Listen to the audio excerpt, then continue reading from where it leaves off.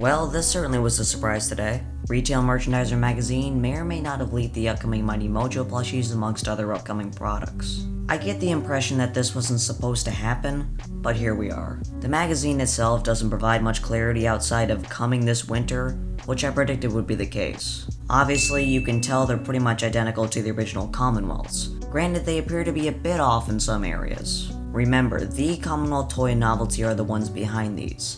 Mighty Mojo is just a distributor. In theory, these should be the same patterns as the originals, but it's been almost a decade since the originals were manufactured, and a lot has changed since then. One detail the CEO of Commonwealth pointed out to me was that they utilized a different material supplier for these, as the company they used to rely on either doesn't exist anymore, or simply doesn't have the same materials. These slight changes are difficult to see on this rather low quality product image, so why don't I show you these up close from various angles. Here's Red, who looks fairly normal in my estimation, though I was told Rovio wanted his eyebrows adjusted after seeing the initial prototype, which is why his face might look a bit off. Since these are based on the 4th generation designs, which are objectively more accurate than the 1st generation, Blue and Chuck utilize their cross-eye designs. The blues look perfectly fine to me, but Chuck's face leaves a bit to be desired. It's especially apparent when you compare him to the original release. Noteworthy to point out that despite being based on the 4th generation designs, their touch tags resemble the 2nd generation style. Even though it's a bit odd to see, I'm happy to see them using the 2010 logo instead of the movie version. Bomb appears to be mostly unchanged, perhaps a bit taller when looking at the side angle, but that could be just how this specific one came out. Stella, again, pretty much identical. She still has the posable head feathers and the side-eye facial expression. The two pigs are the most glaring to me where something went wrong.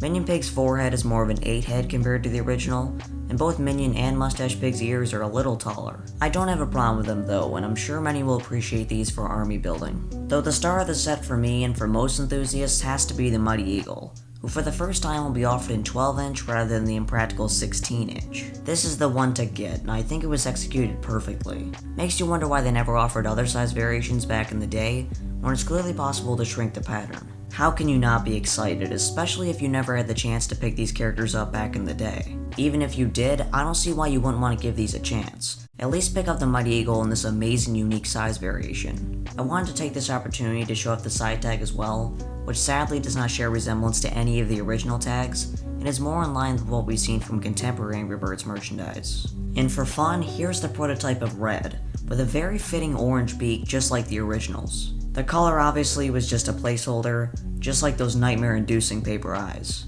As a reminder, Mighty Mojo should be sending me the set to review, where I'll be comparing them directly to the original Commonwealths from my own collection. If you have any comments, questions, or complaints, you can let me know in the comment section below. With that I say, peace out.